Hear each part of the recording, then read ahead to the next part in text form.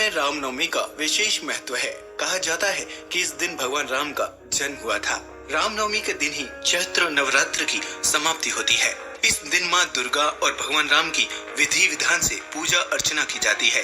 तो चलिए जानते हैं रामनवमी पर्व का पौराणिक महत्व। हाय दोस्तों, मैं हूँ शिवराम सिंह और आप देख रहे हैं हिस्ट्री टीवी इंडिया। तो चलिए शुरू करते हैं। रामनवमी का त्योहार बेहद ही खास होता है क्योंकि इस दिन धरती से पाप का अंत करने और आदर्श राज्य की परिकल्पना को सच में बदलने के लिए भगवान श्री राम ने जन्म लिया था। इस दिन की महिमा इतनी खास है कि अगर रामनवमी के दिन भगवान श्री राम का स्मरण और विधि विधान से पूजा पाठ की जाए तो सारी मनोकामनाएं पूरी होती हैं। पौराणिक कथा। हिंदू धर्म शास्त्रों के अनुसार त्रेता युग में धरती से अत्याचारों को खत्म करने और धर्म की फिर से स्थापना के लिए भगवान विष्णु ने मृत्यु लोक में श्री राम के रूप में अवतार लिया। भगवान राम का जन्म चैत्र महीने के शुक्ल पक्ष की नवमी के दिन पुनर्वसु नक्षत्र में और कर्क लग्न में अयोध्या में राजा दशरथ के घर हुआ। उनकी माता का नाम कौशल्या था। भगवान राम के जन्मदिन के रूप में रामनवमी का पर्व बड़ी धूमधाम से मनाया जाता है। इस दिन देश भर में कार्यक्रम आयोजित किए जाते हैं। रामनवमी के साथ ही चैत्र नवरात्र का भी समापन होता है। रामनवमी चैत्र के हिंदू कैलेंडर माह के 9वें दिन मनाई जाती है। इस दिन रामनवमी का पर्व धरती पर परमात्मा शक्ति के होने का प्रतीक है। भगवान राम के जन्म लेने का असली मकसद रावण जैसे दुष्ट इंसान का विनाश करना था।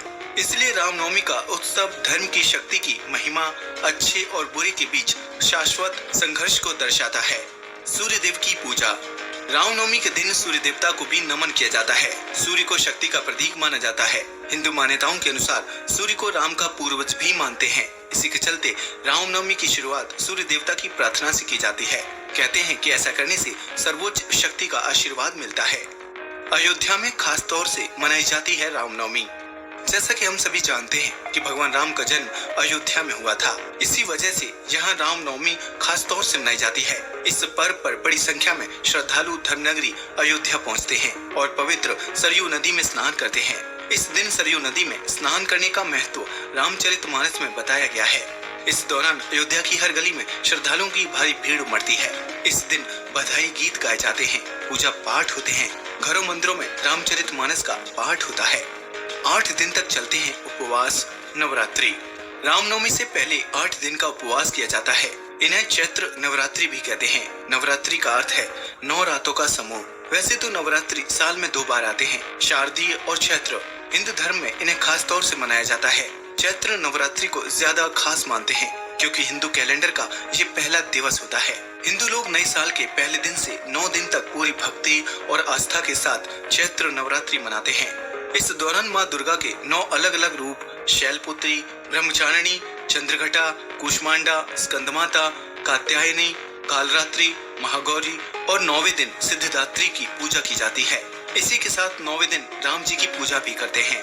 मान्यता है कि इन 9 दिन के दौरान माँ दुर्गा धरती पर ही रहती हैं। ऐसे में अगर किसी शुभ कार्य की शुरुआत की जाए तो उस पर माँ की कृपा जरूर बरसती है और वो कार्य सफल होता है।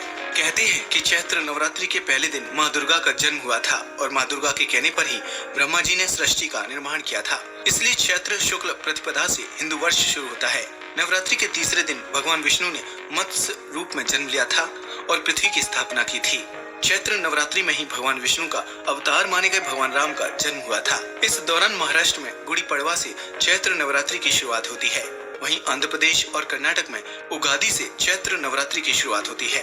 8 दिन का उपवास रखकर 9वें दिन कन्याओं की पूजा कर उनका आदर सत्कार किया जाता है। मान्यता है कि भगवान श्री राम जी ने भी देवी दुर्गा की पूजा की थी। शक्ति पूजा करने के बाद उन्हें धर्म युद्ध पर विजय मिली। कहा जाता है कि इसी दिन गोस्वामी तुलसीदास जी ने रामचरितमानस